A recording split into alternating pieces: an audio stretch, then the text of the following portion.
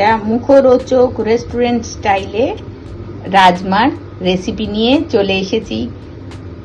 তার জন্য আমার এই ক্যাপসিকাম, আদা, পেঁয়াজ, লঙ্কা, রসুন এগুলো লাগছে। এই রাজমাটা আমি সারা রাত ভিজিয়ে রেখে জল ঝরিয়ে নিয়েছি। এইবার এই মশলাগুলো আমি বেটে নিয়ে আবার আসছি। আর এই রাজমাটা আমি প্রেসার কুকারে 4-5টা সিটি দিয়ে নেব। রাজমাগুলো প্রেসার কুকারে দিয়ে দিয়েছি। এবার আমি এগুলো 4 থেকে 5টা সিটি দিয়ে নেব। প্রেসার ডাউন হলে তারপরে আমি রেসিপিটা আরম্ভ করব। আর ওই পেঁয়াজ, আদা, রসুন, ক্যাপসিকাম, লঙ্কা এগুলো একসাথে আমি বেটে নেব মিক্সিতে। এইবার এই পেঁয়াজ, ক্যাপসিকাম, টমেটোটা কাটবো না, টমেটো মিক্সির মধ্যে দিয়ে নেব। একটা টমেটো, আদা, কয়েক কোয়া রসুন, লঙ্কা এগুলো সব একসাথে বেটে নেব। কুচিয়ে নিয়েছি, মিক্সিতে বেটে নিয়ে আমি রাজমাটা এই প্রিপারেশনের মশলা তৈরি করব। প্রেসার কুকারে রাজমাগুলো সেদ্ধ হয়ে গেছে আর এই মশলা আমি বেটে নিয়েছি। এবার কড়াই বসিয়ে দিয়েছি। এর মধ্যে আমি কড়াই গরম হয়ে গেছে, তেল দিয়ে দেবো।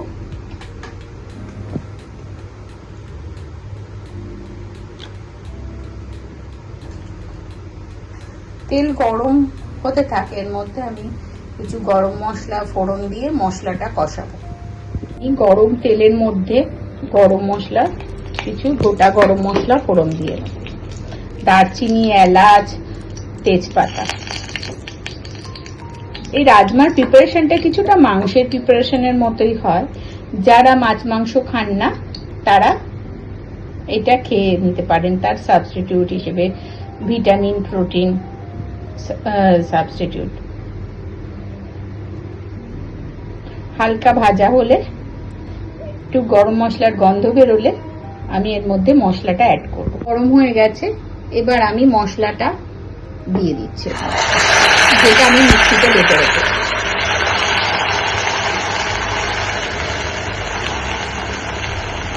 এটা দিয়ে হালকা করে কষাতে থাকবো। কষিয়ে এর মধ্যে হলুদ অ্যাড করব।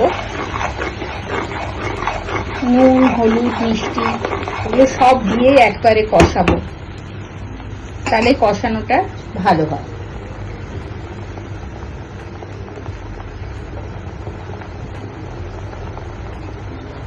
আমরা বাড়িতে পিঙ্ক সল্ট ব্যবহার করি, আপনারা নর্মাল সাদা নুনও ব্যবহার করতে পারেন।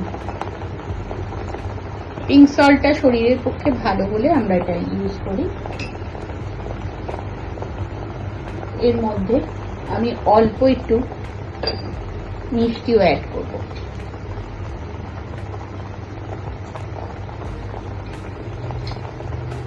টেস্টটা ব্যালেন্স হওয়ার জন্য।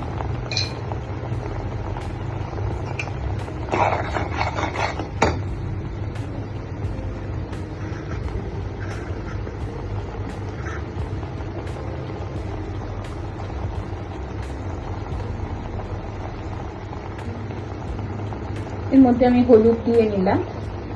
হলুদ দিয়ে কষালে একটু বোঝা যায় যে মশলাটা কতটা ভাজা হলো এবং শুকনো লঙ্কা হলো।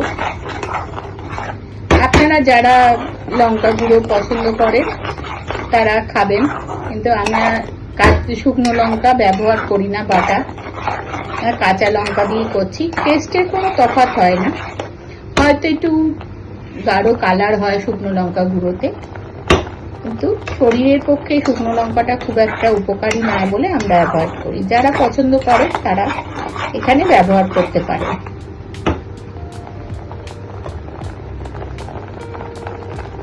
মশলা কষানোর মধ্যে আমি টমেটো দিয়ে দিলাম, এর সাথে এটা কষিয়ে নেব। এই মশলাটার মধ্যে আমি একটু গরম মশলা অ্যাড করছি, দিয়ে কষাবো। আর একটু হয়ে এসছে, আর একটু কষালেই হয়ে যাবে। আর এদিকে আমার সেদ্ধ রাজমাটাও রেডি। মশলাটা কষিয়ে এটার সাথে মিশিয়ে দেব।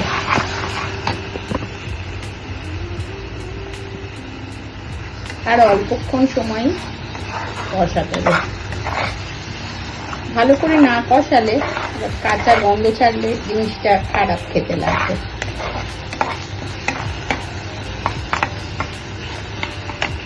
কষানোর সাথে সাথে আমি গরম জল বসিয়ে দিয়েছি, এর মধ্যে দিয়ে রাজমাটা অ্যাড করব। হয়ে গেছে, এর মধ্যে আমি রাজমাটা অ্যাড করে নেব।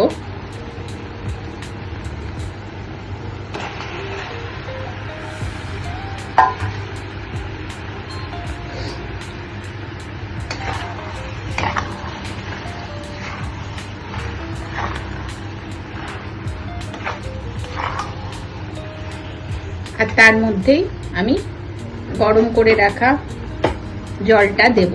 কাঁচা জল দিলে ঠিক মাংসের মতোই অসুবিধা হয় রাজমার টেস্টে, তাই আমরা গরম জল করেই এটাতে মেশাতে হবে।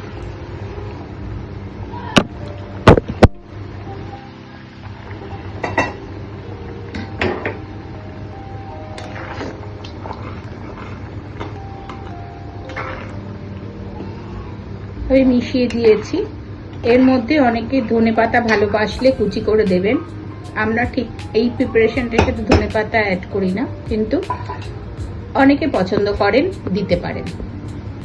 এর ঝোলটা টেনে গেলেই হালকা খাওয়ার জন্য তৈরি রাজমা। এটা আমি নামিয়ে ফেলেছি কড়াই থেকে। এবার শুধু ভাতের সাথে বা রুটি পরোটার সাথে খাওয়ার জন্য রেডি।